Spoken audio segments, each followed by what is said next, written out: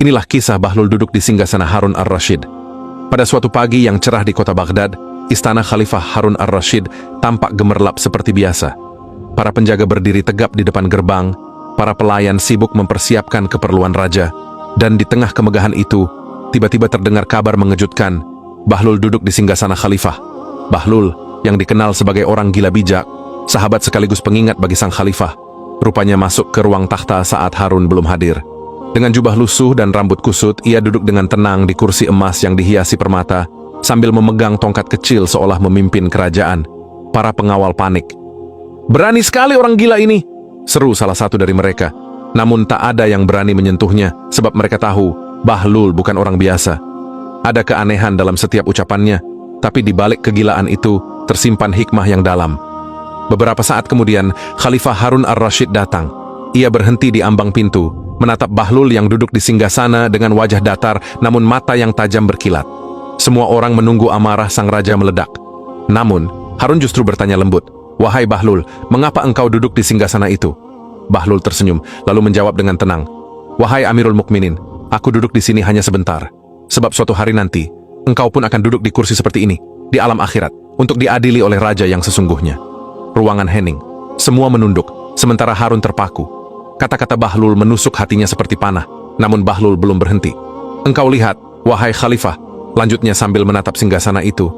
"Kursi ini tampak megah, dihiasi emas dan batu mulia. Tapi di bawahnya ada debu, dan di bawah debu ada tanah. Tempat kita semua akan kembali. Hari ini engkau duduk di atasnya dengan kekuasaan, esok mungkin engkau terbaring di bawahnya tanpa daya." Harun menatapnya lama. "Apakah engkau sedang menasihatiku, wahai Bahlul?" tanyanya perlahan. Bahlul tertawa kecil. "Aku hanya mengingatkan diriku sendiri, dan jika engkau mau mendengar, mungkin engkau juga akan mendapat manfaat. Karena banyak orang yang mabuk oleh kekuasaan, tapi lupa bahwa takhta hanyalah pinjaman." Khalifah tersenyum getir. "Kau benar, wahai Bahlul. Tapi tidakkah engkau takut dihukum karena berani duduk di singgasana Khalifah?" Bahlul menatap Harun dengan wajah polos. "Mengapa aku harus takut? Singgasana ini milik Allah. Engkau hanya diizinkan duduk di atasnya sementara, dan aku hanya duduk sebentar untuk mengingatkanmu tentang itu." Kata-kata itu membuat Harun ar-Rasyid terdiam lama. Ia lalu turun dari langkah marmer dan menghampiri Bahlul. Dengan lembut ia memegang bahu sahabatnya yang sederhana itu. "Wahai Bahlul," ucapnya lirih, "andai semua penasihatku sejujur engkau, tentu istanaku akan lebih damai." Bahlul berdiri, menepuk-nepuk pakaiannya yang lusuh, lalu tersenyum.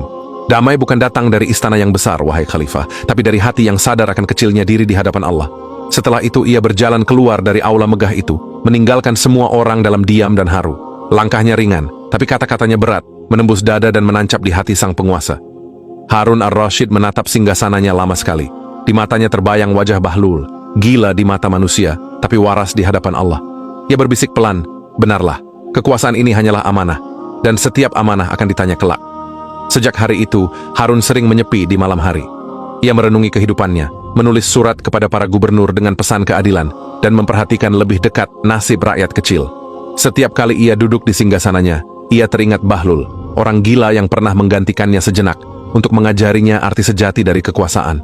Kisah ini mengajarkan bahwa kebijaksanaan tidak selalu datang dari istana, tidak selalu dari mereka yang berpakaian indah dan berucap manis. Kadang, justru dari seseorang yang sederhana, yang berbicara dengan kejujuran dan cinta, kita menemukan cahaya kebenaran yang sesungguhnya. Hikmah dari kisah ini, kemuliaan sejati bukan terletak pada jabatan atau kemegahan dunia, tetapi pada hati yang rendah dan sadar akan kefanaan.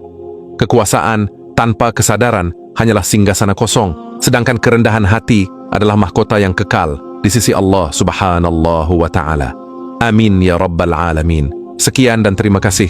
Wallahu a'lam bissawab.